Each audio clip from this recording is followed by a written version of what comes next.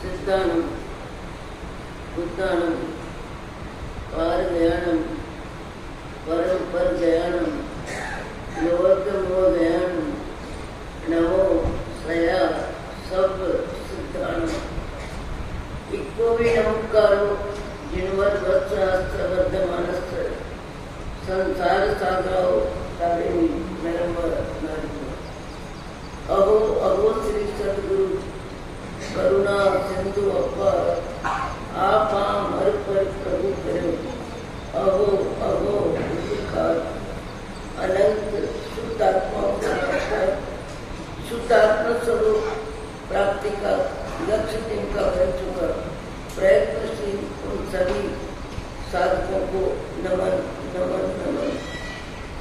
प्रभु परमात्मा देवाधिदेव भगवान महावीर स्वामी के शासन में राजस्थान की धरती कोटा शहर दादावाड़ी परिसर आप हम सब सम्मिलित हैं अपने ही चेतन चिदानंद को जागृत करने के लिए। अपने ही चेतन चिदानंद को जागृत करने के लिए हम सत्संग सभा में बैठ के आत्मचिंतन का मौका देते हैं। व्याख्यान में कोई न कोई प्रसंग आता है। कल थोड़ा अलग ढंग का प्रसंग ले लिया था, पर नवी प्रवर्जा उत्तराध्ययन का नवा अध्ययन और उसमें कथा चालू होती है। मदन रेखा यू बाहु और राजा मणिरथ। मणिरथ राजा प्रजा पालक है, बहुत बड़ी जवाबदारी लेके बैठा है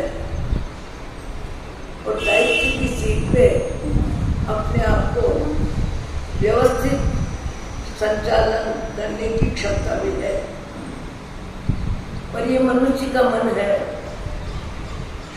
कब बदलता है, कितना बदलता है, उठता है या गिरता है,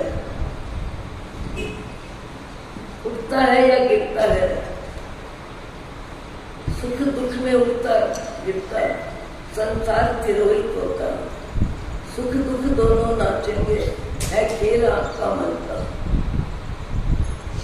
पुण्य का उदय है, प्रबल पुण्य का उदय है, पर भीतर के जगत में, भाव जगत में, क्रोध मान माया लोक के व्यवसाय में रत्ना वासना वृत्ति सिर उठा लेती है।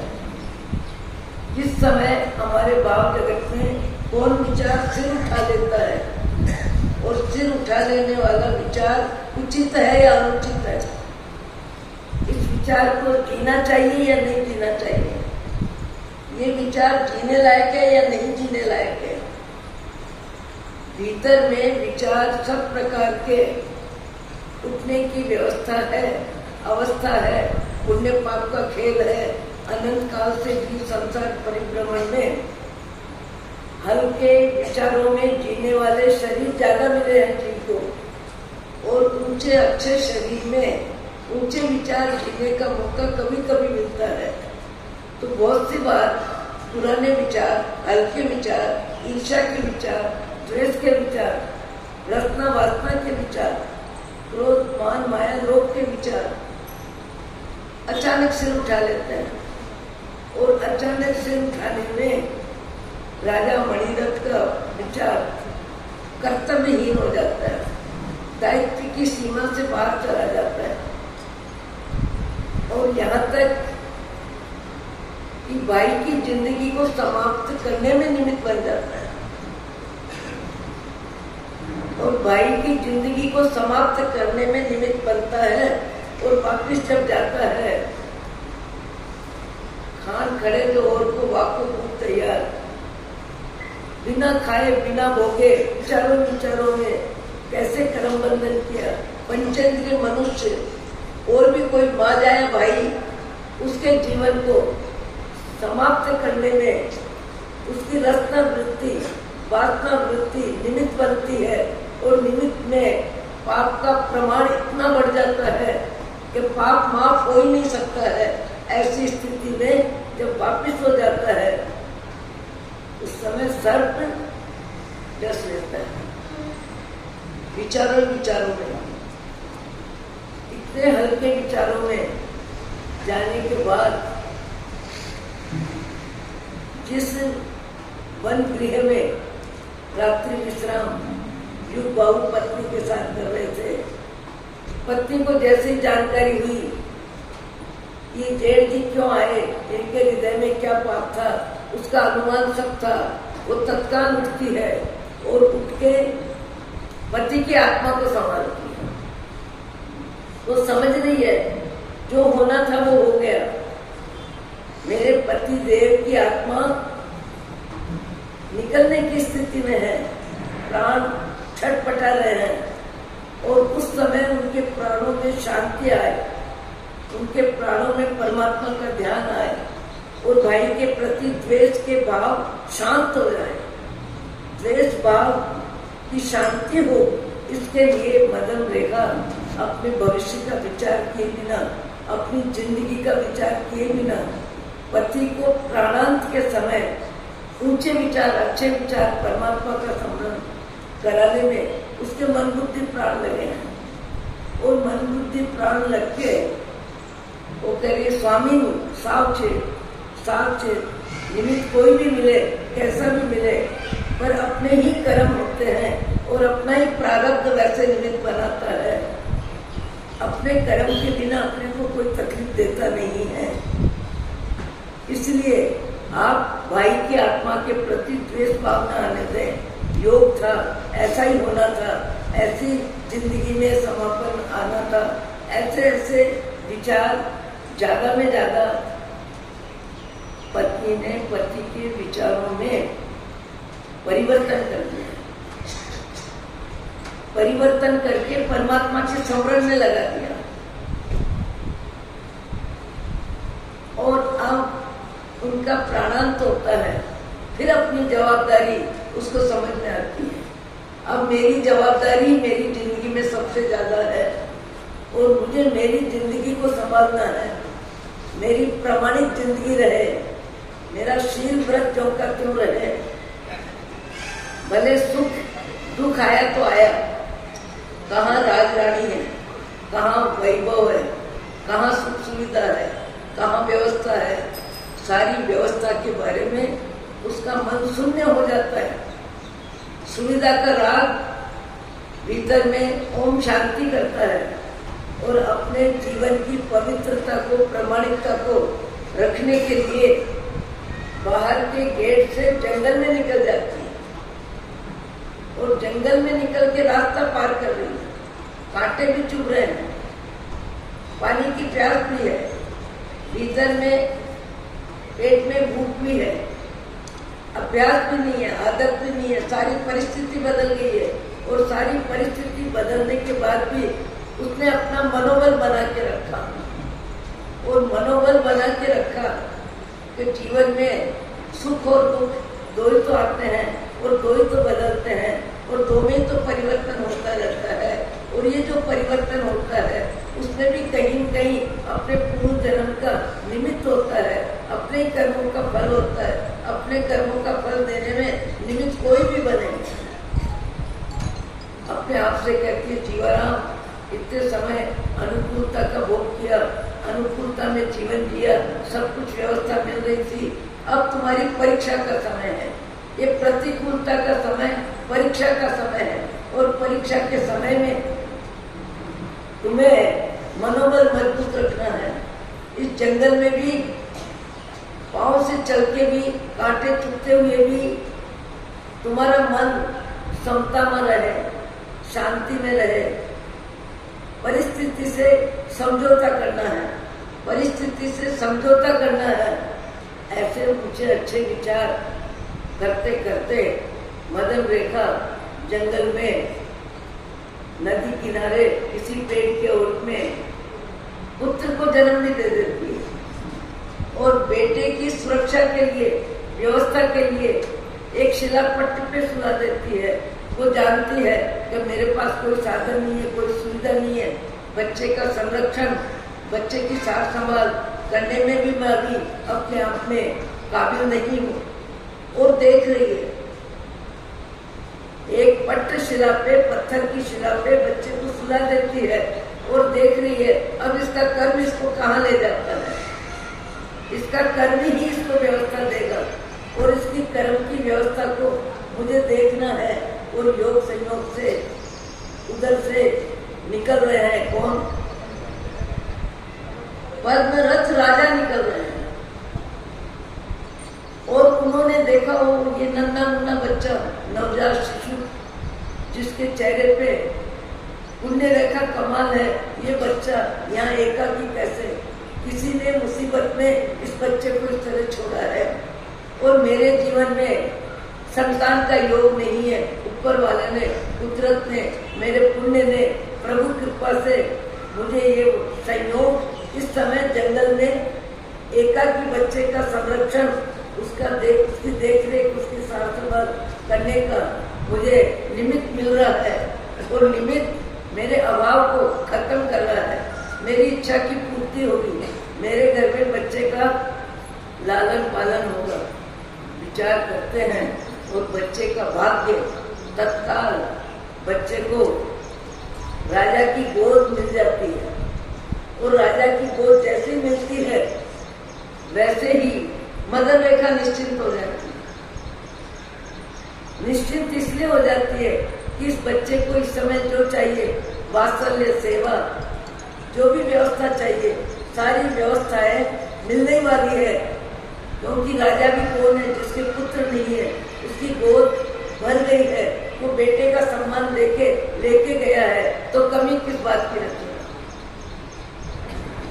अब फिर सोच रही है जंगल है, जंगल में मुझे मेरे रूप रंग के चक्कर में फिर मुझे कोई परेशान करने वाला निमित्त न मिले, इसके लिए बहुत सावचेती से परमात्मा का भजन करते हुए मन को निश्चिंत भी रख रही है और सजग भी रख रही है और चलती जा रही है, चलती जा रही है।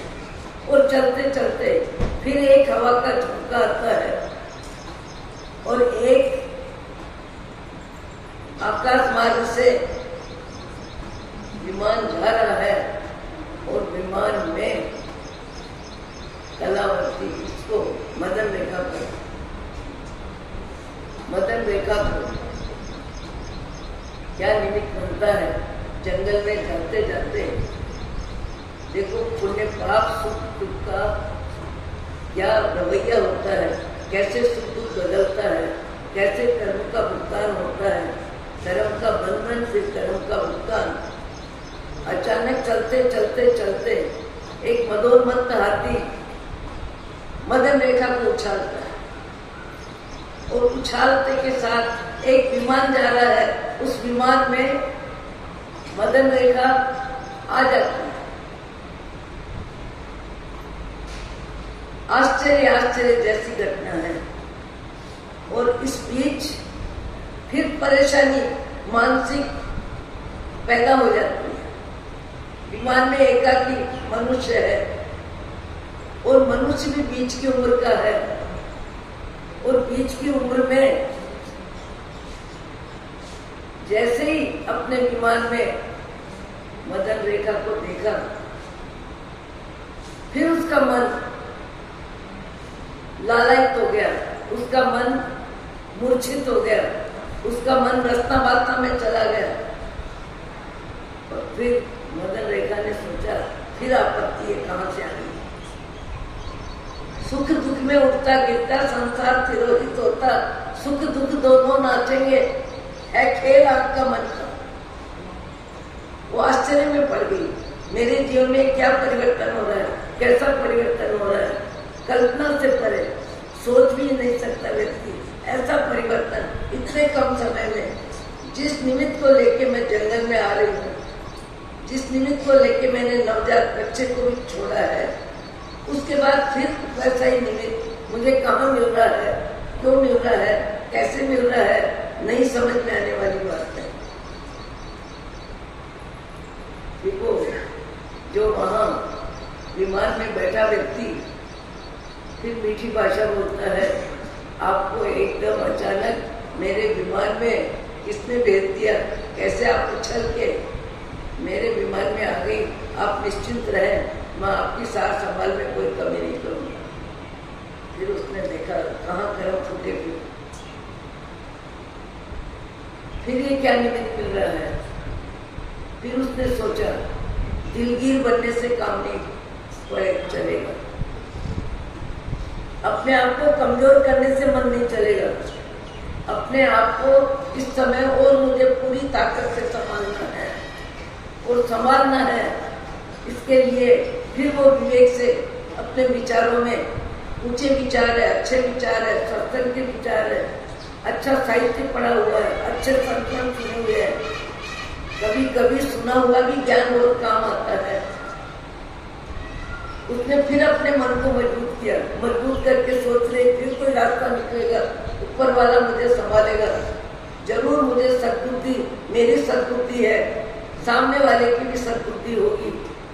वो बात की बात में कहती है, आप नवरत्न जो भी हैं, मेरी सार संभाल में या कोई कमी नहीं रही है तो मुझे समझ में आ रहा है, पर मेरा आपसे एक प्रश्न है, निवेदन है, प्रश्न है कि आप यहाँ से कहाँ जा रहे हैं, कहाँ जा रहे हैं। वो कहते हैं कि मैं अपने भाई महाराज के दर्शन करने के लिए जा रहा हूँ। कहाँ जा रहा हूँ? नंदीश्वर द्वीप जा रहा हूँ। और नंदीश्वर द्वीप जा रहे हैं और मुनि के दर्शन के लिए जा रहे हैं। मुनि दर्शन के लिए जा रहे हैं, ये शब्द जैसे उसके कान में पड़ा वैसे फिर उसने सोचा, अरे मुझे फिर राहत मिलेगी, फिर राहत मिलेगी, मेरे विचार को जीने का मुझे फिर चांस मिलेगा। वो कहती है, आप जब मुनि भगवान के दर्शन करने जा रहे हैं, त्यागी तपस्वी के दर्शन करने जा रहे हैं, आप वहां तक अपने मन को संयत रखें, अपने मन को सुरक्षित रखें, अपने मन की मानसिक उछल कूद को ओम शांति कर लें। पहले मुनि दर्शन, फिर कोई बात होगी। जब मुनि दर्शन का निमित्त मिल रहा है तो पहले अन्यथा विचारों को अपने दिल दिमाग में आप नए करें। उसको भी लगा क्या है, थोड़ा सा समय की बात है, जो कार्य आसानी से होता हो उसमें ज्यादा उछल कूद करने की क्या जरूरत है।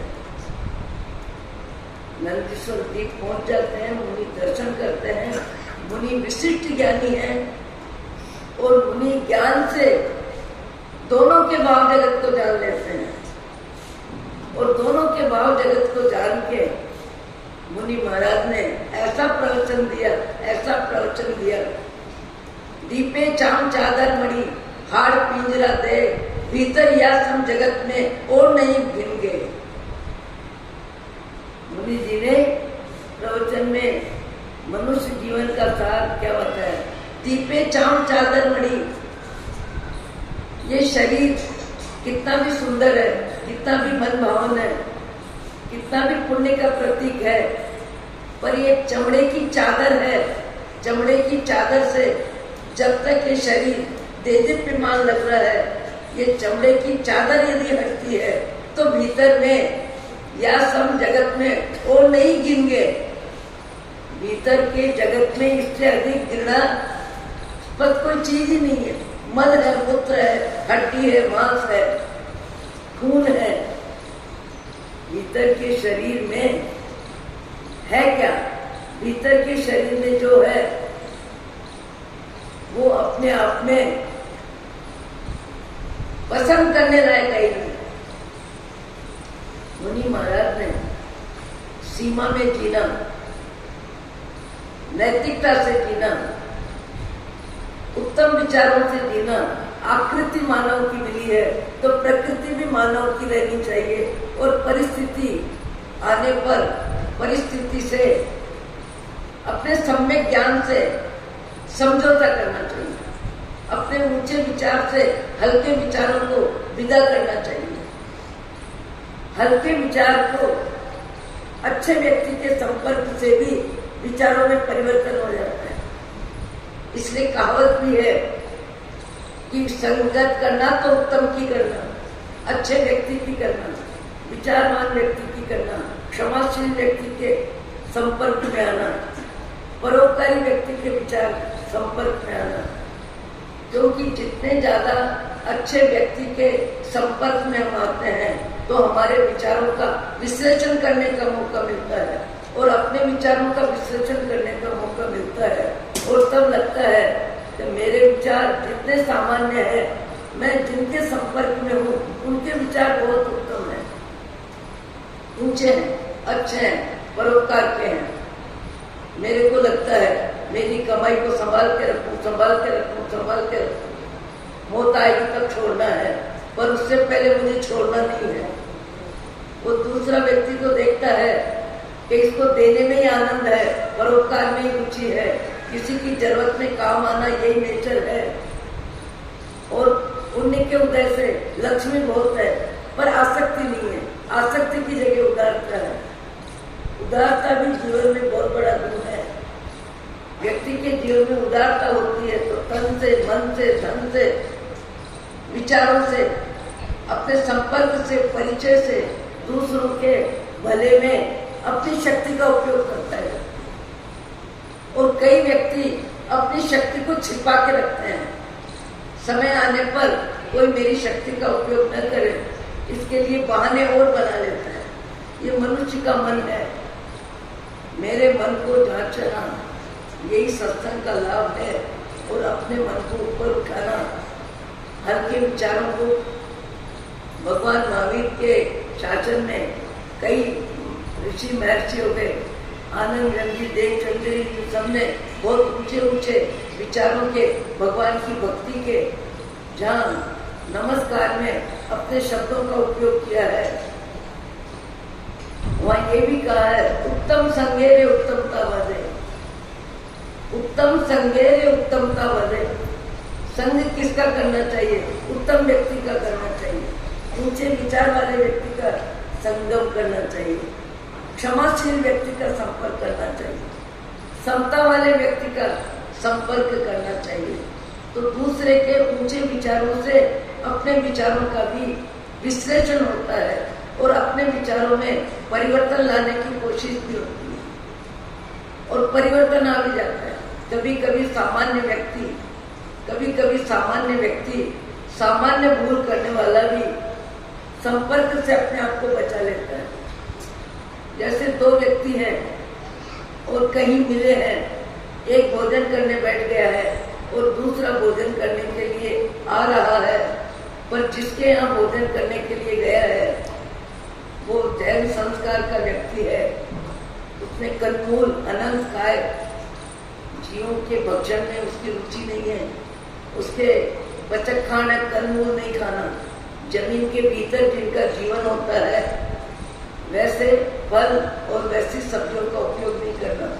किसी समय नियम दोनों ने लिया, एक साथ लिया, पर एक साथ लेने के बाद एक व्यक्ति पहले आ गया, वो भोजन करने बैठता है और भोजन करने बैठता है उस समय उसके थाली में आलू की सब्जी आती है।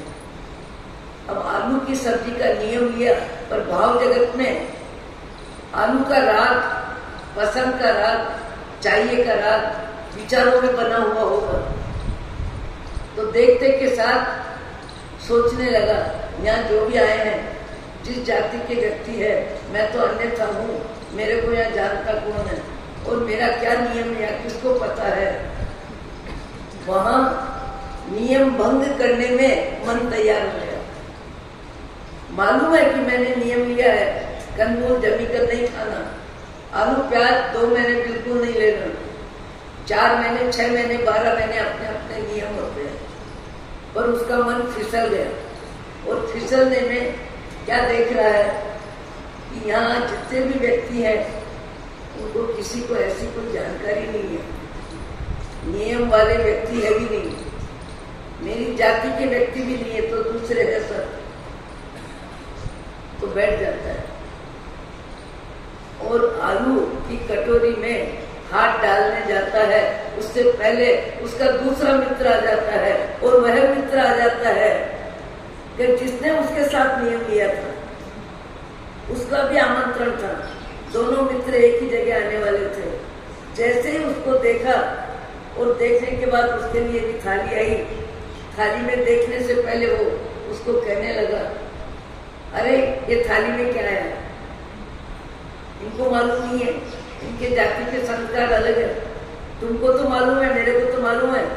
श्रावण भादों में जैन संस्कार, अहिंसा के संस्कार, स्वाद कम हो तब त्याग ज्यादा हो, ऐसे संस्कार है अपने। अरे मेरी कटोरी में भी आलू आया है, तेरी कटोरी में क्या है? अरे तेरी कटोरी में भी आलू है, तेरे को याद नहीं है? अपन ने दोनों ने नियम लिया था ना कि मुझे सावन भादों में ये चीज नहीं लेनी है। उसके बाद अपना नियम अपने को मना कर रहा है।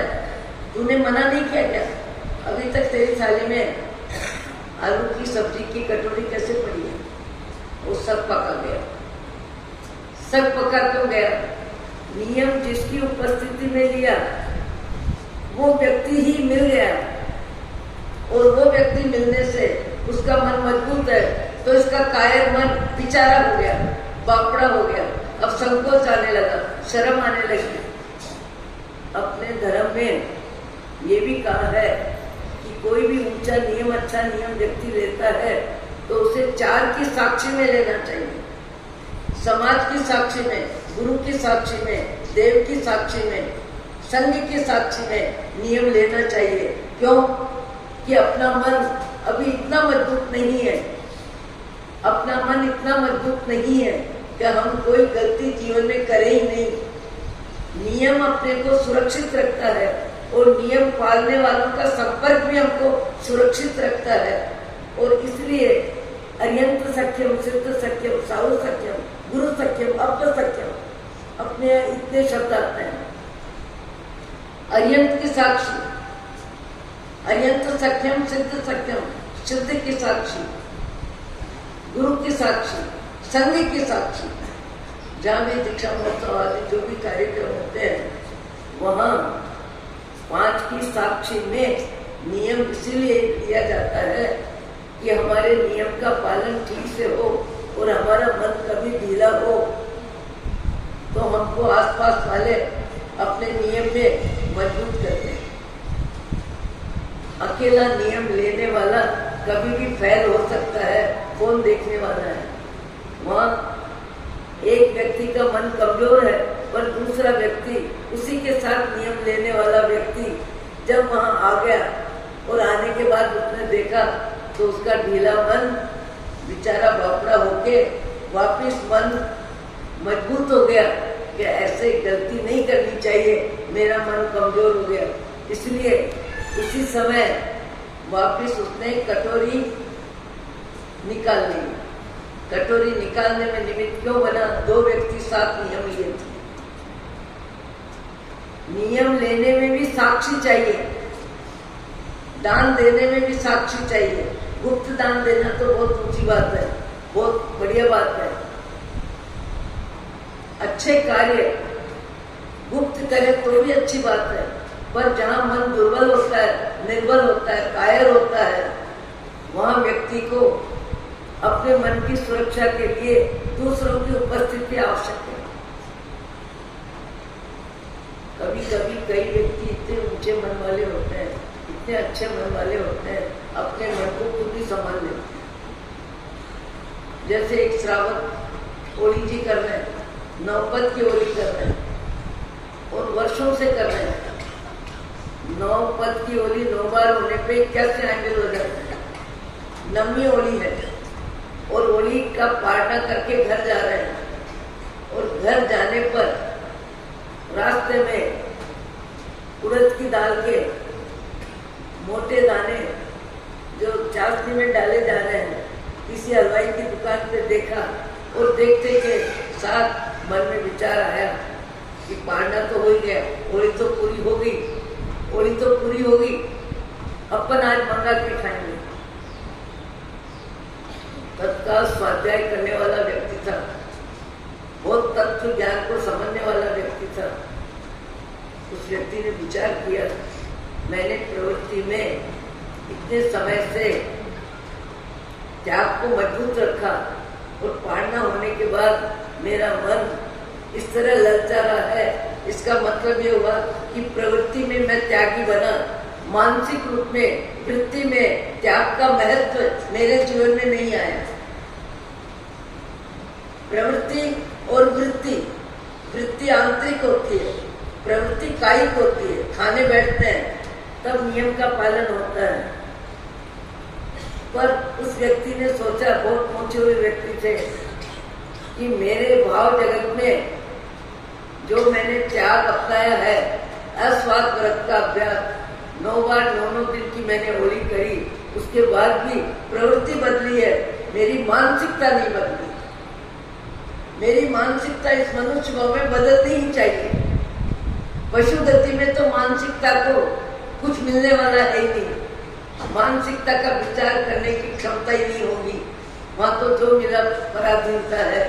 पशु गति में पराधीनता है, कोई रोटी दे दे, कोई सूखी रोटी दे दे, कोई घाट डाल दे, कोई चने डाल दे, कोई जवार डाल दे, कोई बाजरा डाल दे। पशु जीवन में अनुकूलता क्वचित जीवों को मिलती है, जो ऊंचा अच्छा जीवन जी के किसी गलती से पशु जीवन में जाते हैं तो वे गद्दे पे भी लौटते हैं, कार में भी घूमते हैं और उनका पुण्य कर्म का उदय, उनको दूध और रोटी भी खाने का क्या व्यवस्था मिलती है।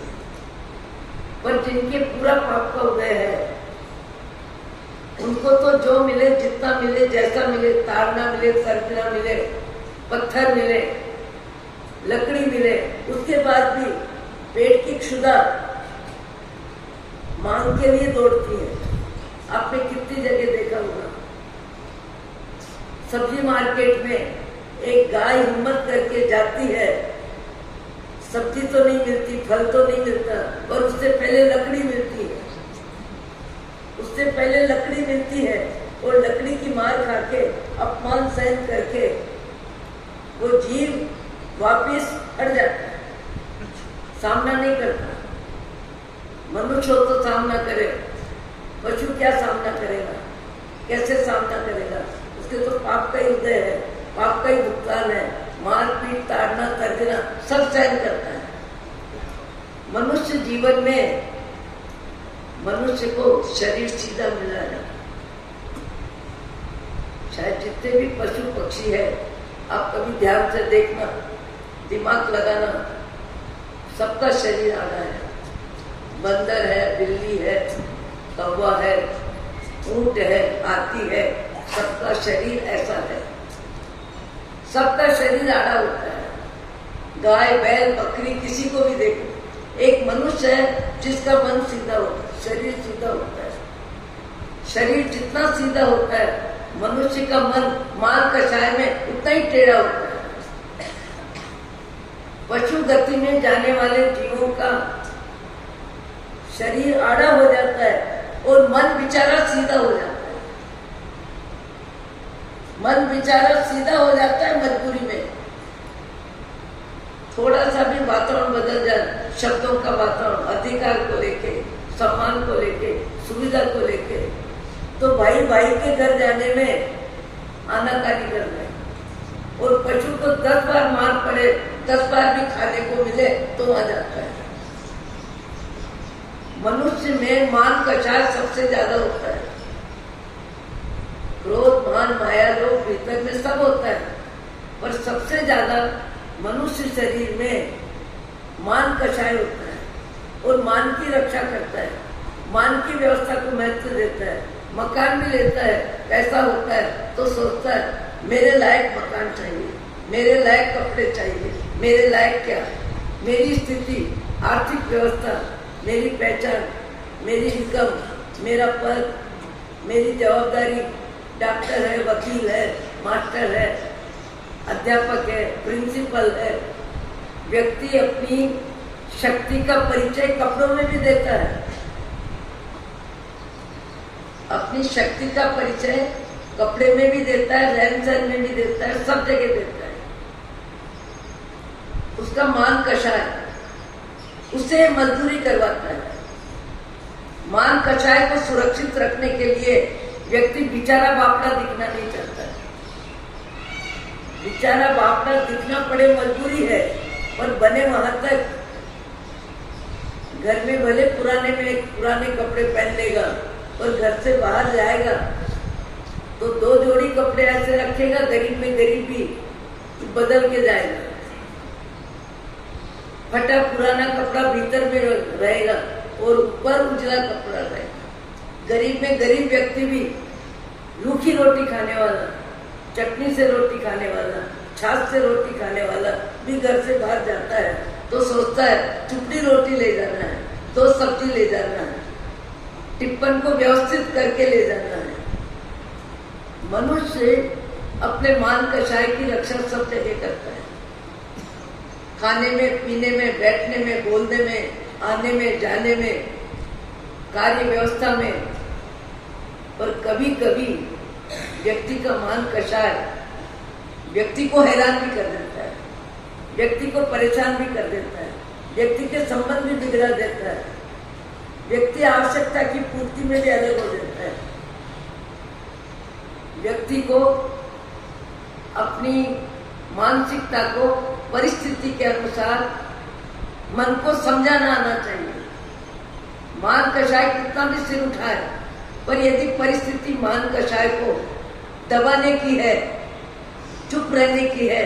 मान लो एक व्यक्ति है, बहुत उदार है, और आप उसके यहाँ काम करते हैं, कोई भी व्यक्ति, उसको 60, 70, 80 हजार रुपया महीना मिलता है, 1 लाख रुपया महीना मिलता है, सर्विस अच्छी है, पे अच्छी है, तनख्वाह अच्छी है। कभी वो कड़वा भी बोलता है, कठोर भी बोलता है, लूखा भी बोलता है, तीखा भी बोलता है, तब भी व्यक्ति क्या सोचता है, चुपचाप मौन रहने में फायदा है, जवाब नहीं देने में फायदा है, 2 शब्द सुन लेने में फायदा है, कि क्योंकि अपनी मजबूरी है, अपनी परिस्थिति है। अपने को अभी यदि बराबर जवाब दिया और नौकरी से हटा दिया तो अपनी नौकरी देखनी पड़ेगी, नौकरी बराबर मिलेगी या नहीं मिलेगी। तो व्यक्ति अपनी आर्थिक व्यवस्था को, वर्तमान की शारीरिक, व्यापारिक, भाग्य की सारी परिस्थितियों को समझ के कई व्यक्ति मौन रह जाते हैं। भाग्य की प्रतिकूलता में व्यक्ति में सहन शक्ति खूब होनी चाहिए, शरीर की बीमारी में भी सहन शक्ति होनी चाहिए, पाप के उदय में भी सहन शक्ति होनी चाहिए। सहन शक्ति के बिना व्यक्ति सब जगह फेल हो जाता है। परिस्थितियों में समझौता करना आना चाहिए। समझौता के बिना, शक्ति के बिना साहस काम का नहीं है। शक्ति के बिना अधिक ऊंचे शब्द काम के नहीं है, ऊंचा व्यवहार भी काम का नहीं है। अपनी सीमा को देखो, अपने भाग्य को देखो, अपनी घर की व्यवस्था को देखो, मेरी क्या सीमा है, क्या व्यवस्था है, कैसे जीना है। आज दुनिया में ऐसा कोई व्यक्ति नहीं है जो किसी की न सुने, सबको सुनना पड़ता है, सबको सुनना पड़ता है। अरे प्रधानमंत्री को भी प्रजा की सुनना पड़ता है, प्रजा क्या क्या बोल देती है पेपरों में। एक दूसरे को सबका सुनना पड़ता है और सहन करने वाला व्यक्ति ही महान बनता है। सहन करने वाला व्यक्ति ही ऊंचा उठता है। समता का अभ्यास होता है। समता का अभ्यास व्यक्ति को शांति से जीने का रास्ता बताता है। प्राप्त परिस्थिति में सिर उठाता नहीं है, दूसरों को देख के अपने मन को चंचल नहीं करता है, अपने मन को शांति से पाप के उदय को स्वीकार करने में व्यक्ति अपने मन को काबिल बनाता है। यहाँ वो बहन अपने मन को जितना काबिल बना रही है,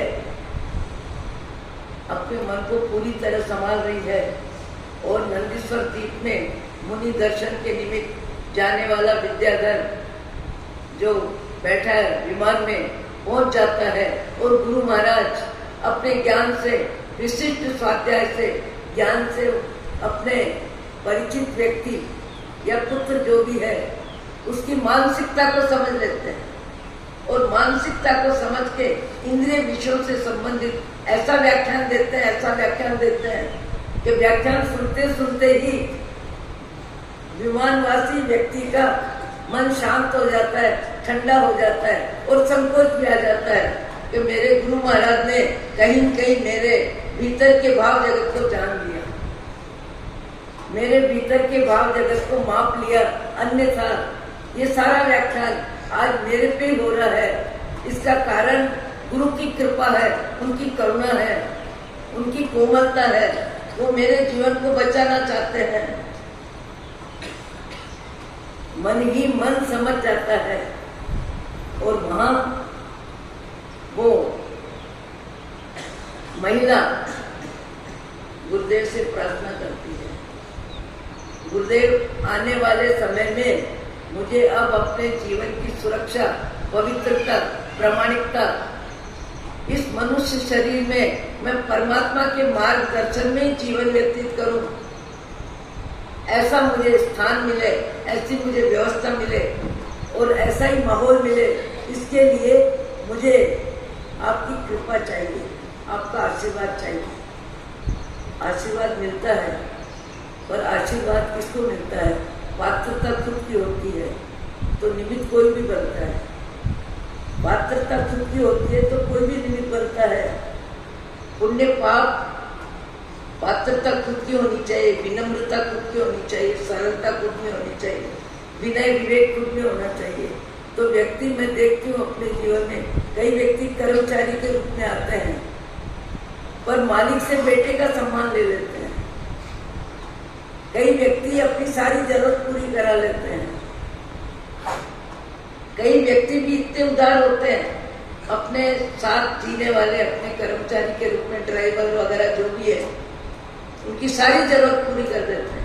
उनके बच्चों की शादी, उनके बच्चों की पढ़ाई, नाम लेने की जरूरत नहीं। कल एक महानुभाव थे, उनके मेरे को ड्राइवर बता रहा था, हमारे लिए तो हमारे मालिक भगवान है, हमारी सारी जरूरतें पूरी हो जाती हैं।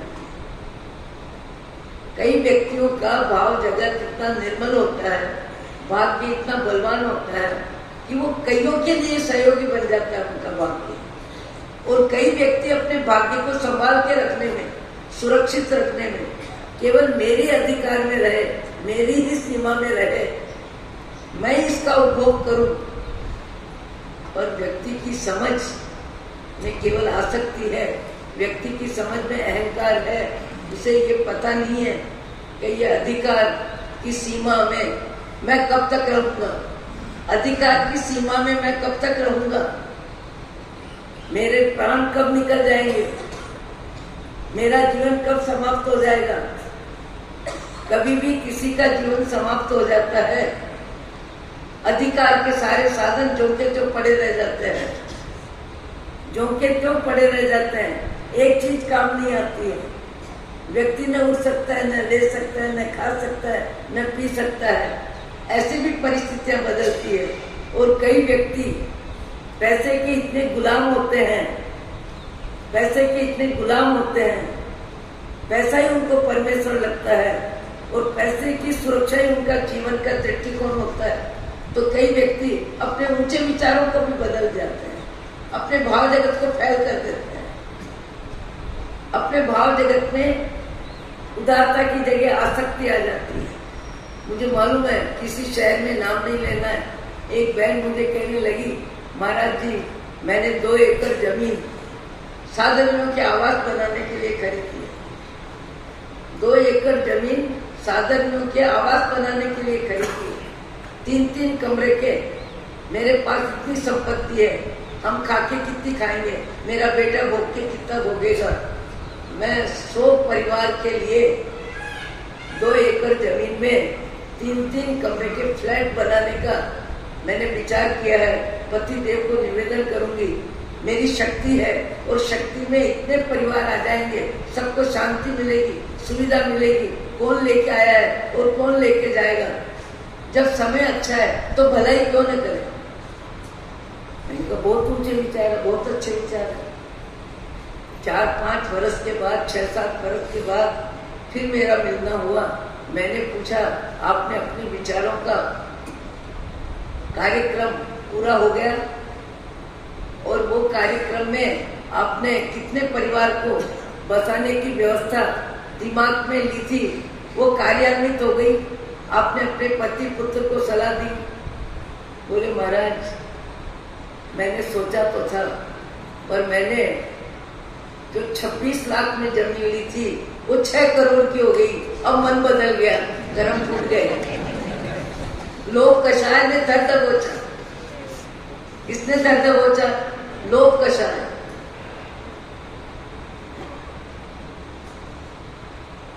मैंने कहा, मरोगे तब भी लेके जाना, फिर छोड़ के मत जाना। इतने ऊंचे विचार, इतने अच्छे विचार, परोपकार के विचार, साधन में भक्ति के विचार, जरूरतमंद व्यक्तियों की जरूरत पूरी हो, उनकी कितनी आपको दुआ मिलती, कितनी प्रशंसा मिलती, कितने लोगों से प्रेरणा, लोगों को प्रेरणा मिलती। एक व्यक्ति ऊंचा कार्य करता है, अच्छा कार्य करता है, 100 व्यक्तियों को लाभ मिलता है अनुमोदना में, कई व्यक्तियों को प्रेरणा मिलती है, और कई व्यक्तियों की जरूरत पूरी होने पर उनकी मानसिक दुआ जिंदगी भर मिलती है। अरे भाग्य बलवान है, कितना खाके खा लोगे, पहन के कितना पहन लोगे। कितने भी लंबी चौड़ी जमीन हो, लखपति करोड़पति सब एक ही कमरे में रात्रि व्यतीत करते हैं। 4 मंजिल के मकान में भी रात्रि भर 4 कमरे में डोलते नहीं है, घूमते नहीं है, पाँव पसारते नहीं है। 1 घंटा इस कमरे में, 2 घंटे इस कमरे में, 4 घंटे इस कमरे में, कोई रहता नहीं है। एक ही कमरा होता है सबका, और एक कमरे में लैट्रिन, बाथरूम, अलमारी, पलंग, सारी जरूरत रात्रि से संबंधित एक कमरे में होती है। व्यक्ति की जरूरत बहुत सीमा में है, आवश्यकता सीमित है, इच्छा का विस्तार है, और इच्छा के विस्तार में लोभ कषाय प्रबल है। और लोभ कषाय व्यक्ति को कभी कभी तो इतना धर दबोचता है, अनावश्यक अतिक्रमण कर देता है भाव में, बिना हक का ले लेता है। चोरी से भी लेगा, सीना जोरी से भी लेगा, अधिकार को लेके पता नहीं कब किस तरह किसके भाव में कितना हल्कापन आता है, और कैसा व्यक्ति पशु प्रकृति में चला जाता है। और पशु प्रकृति में जाने वाले को कुदरत कालांतर में पशु के शरीर में धक्का दे देती है, और पशु के शरीर में जब धक्का मिलता है तो वहां क्या करता है। एक व्यक्ति के बारे में सुना कि उनको दुर्गंध में बहुत घृणा आती थी, दुर्गंध में बहुत घृणा आती थी। अपने बाथरूम में अपने सिवाय किसी को जाने नहीं देते थे, अपने बाथरूम को भी 3 बार साफ करवाते थे। मक्खी मच्छर कोई शरीर पे बैठे तो ऐसे करें। अपने शरीर की सुविधा का वो इतना, उसको हटाना, व्यवस्था नहीं देना, अपनी सुरक्षा के लिए व्यवस्था जमाना, ये तो आज के जमाने में सब जगह मिलता है। पर किसी के प्राणों की हिंसा हो, उसके लिए मक्खी बैठी ऐसा कर दिया, मच्छर बैठा ऐसा किया। वो इंसान आकृति का इंसान है, उसमें दया भाव, करुणा भाव, सामने वाले के प्राणों पे क्या बीतती है। मक्खी मच्छर घोड़े गधे सब शरीरों में आपका मेरा जीव जाके आया है। वो व्यक्ति कहता है मेरे को तो बिल्कुल भी दुर्गंध सहन नहीं होती, दुर्गंध सहन नहीं होती, घृणा का भाव आता है। और हल्के भाव, इतने ऊंचे भाव, अच्छे भाव, अच्छे भाव की व्यवस्था ही नहीं। एक बार मौत नजदीक आने वाली थी, मौत नजदीक आने वाली थी। उस समय किसी संत से पूछा कब जाना तो है, मरना तो पड़ेगा, पर मैं जानना चाहता हूँ मेरा अगला जीवन कहाँ होगा, कैसा होगा। संत पहुंचे हुए थे, उनकी आसक्ति, उनका अहंकार, उनके मनुष्य जीवन में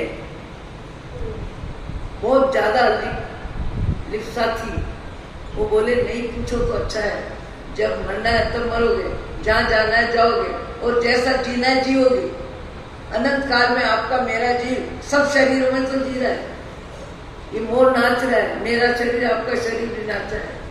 घोड़े गधे गाय बैल बकरी, हमारा जैन धर्म वैष्णव धर्म सब बोलता है ऐसी कोई जाति नहीं, ऐसा कोई कुल नहीं, ऐसी कोई योनि नहीं जहाँ इस जीव ने जन्म मरण न किया हो।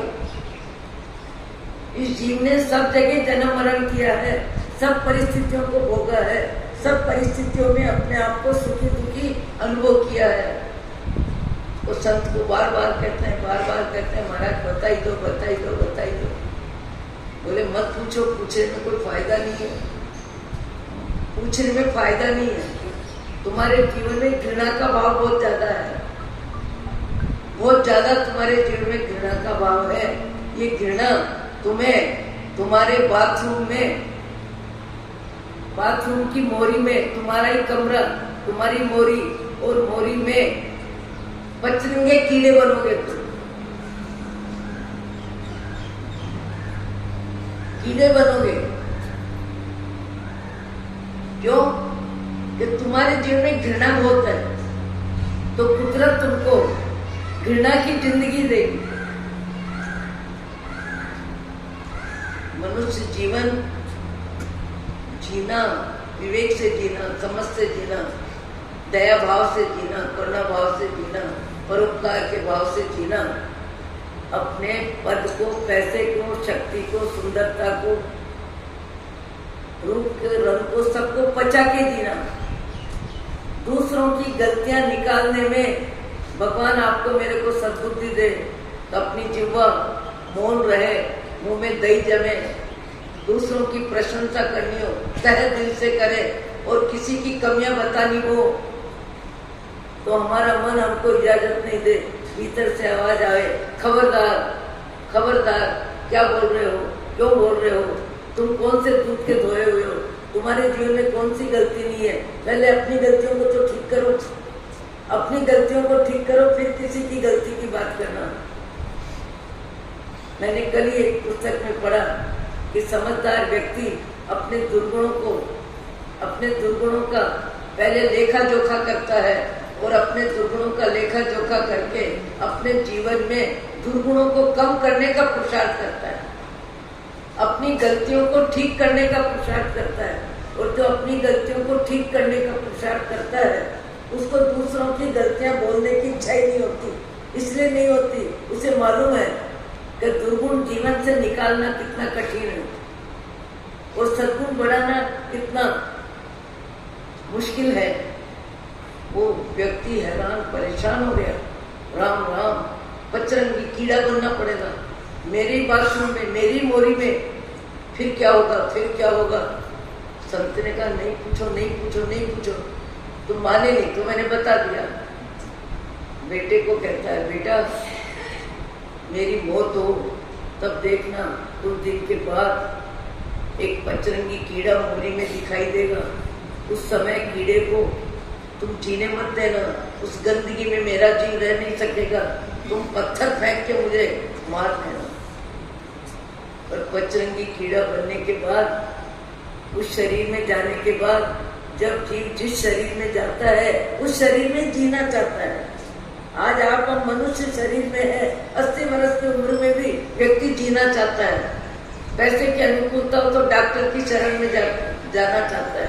90 वर्ष की उम्र में भी डॉक्टर साहब मुझे ठीक कर दो, ठीक कर दो, ठीक कर दो। जब जिसको जो शरीर मिलता है उस शरीर में जीव सदा जीना चाहता है। मक्खी मच्छर घोड़ा गधा गाय बैल बकरी कोई मरना नहीं चाहता है। बेटे ने कोशिश की, कोशिश में अनुभव ये हुआ, मन तो नहीं कह रहा था कि कैसे करूं ऐसी गलती, कैसे करूं ऐसी गलती, पर पिता की अति आग्रह भरी शब्द व्यवस्था थी तो कोशिश करने लगा। तो पचरंगी कीड़ा पत्थर, पत्थर दुबला छोटा सा पत्थर की मार से बचने के लिए दबोच गया। उस शरीर में जाने के बाद उस शरीर में ही रहना जीव को पसंद आता है। आपके मेरे जीव ने अनंत काल की यात्रा में सुख और दुख खूब अनुभव किया, खूब अनुभव किया। सुख अपरिचित नहीं है और दुख तो मण भर पर्वत की तरह जीव को मिलता रहा है। आपको मुझको भगवान सद्बुद्धि दे। वो महारानी जिसका नाम मदन रेखा अपनी आत्मा की सुरक्षा के लिए गुरुदेव के मार्गदर्शन में ऐसी जगह पहुंच जाती है जहां पहुंचने के बाद उसको पूरी तरह आत्मा की आराधना का समुचित अवसर मिलता है, सब तरह से मौका मिलता है और वो अपने जीवन को धन्य धन्य बनाती है। आगे क्या होगा? ओम शांति। अहो अहो